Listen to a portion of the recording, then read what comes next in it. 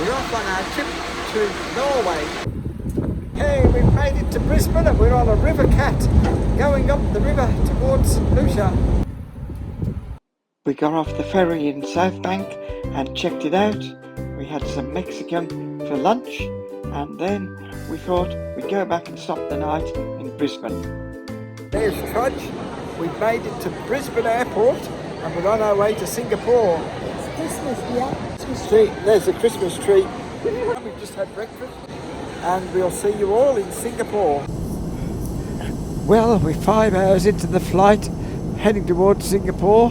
It's getting a bit boring, so I'm playing with a cup.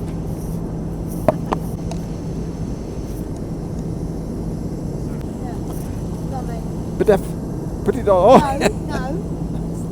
No. Oh my God. Oh my goodness. Do you want to play with the cup? Yep. Okay, see you in Singapore.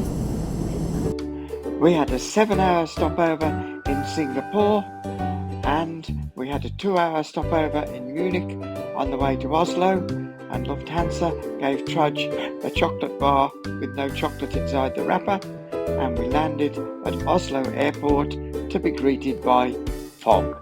But inside the airport, Trudge found a few of her troll friends and looked very, very happy, and we got on a train and went to the station near where we were going to stop at the Radisson Blu Hotel. So I said we could walk to the hotel from where we were. It was only 10 minutes. So we walked for 15 minutes in the wrong direction and then we caught a taxi and went back to the hotel. Trudge thought this was a good idea. We got a nice room and the lounge downstairs was pretty good, so everything was all terrific. As it was only early afternoon, we shot out and had a look at the King's Palace. We saw a statue of the first King of Sweden and Norway, and we got to talk to the palace guard right out the front of the palace. The next morning, we had a magnificent breakfast at the hotel and decided to go walking about and explore Oslo.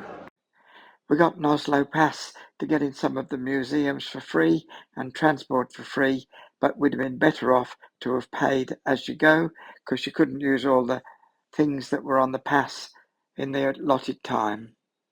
We're at Oslo in Norway. There's the National Theatre station behind us. You can hear the music playing, and there's the street leading up, and we're off to the Viking planet. Here's Trudge, she's having a good look around. Look, oh, she's looking very happy. Let's go check it up. And behind me, you can see the Royal Palace. There, it's that creamy-looking building right in the distance. Now let's go and check out the Viking planet. So here we are at the Viking planet in Oslo in Norway, and I've met these fabulous people here. They're running the Viking planet, and if you come here and go downstairs, they've got all sorts of things about the Vikings, fabulous history and interactive things, and it'll frighten the socks of you. So you should come here yourselves if you come to Oslo, if you're brave enough, yes. And look, when you've finished, you can spend all your money in the Viking planet shop and keep these people in business. What a great place to come. Oslo, Norway, the Viking planet.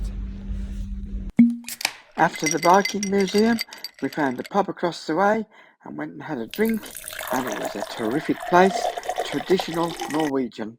And we were at the ferries at Oslo. There's one of the ferries behind us. We're going to try and get a trip on a ferry, but otherwise, behind me we've got the National Museum, Peace Museum. So we're not quite sure what we'll do. We'll keep you posted on what we're doing in Oslo, Norway. We checked on the signpost where we should go and had a bit of a look around, and we managed to get a trip on a boat, on a ferry around the islands in Oslo. It was a pretty good ferry ride. Here's some of the houses at the stops on the islands, and this is what we saw on the ferry. You can hear the people talking in Norwegian. After going on the ferry, we went round the National Museum, which was really, really good and very, very large. You could get lost inside it. And it's got quiet music playing. In the National Museum, I got museumed out, so we had a cup of coffee and then we came out onto the front around the harbour to have a look around and head up to the fortress and see what we could see, how they used to defend Oslo in the olden days.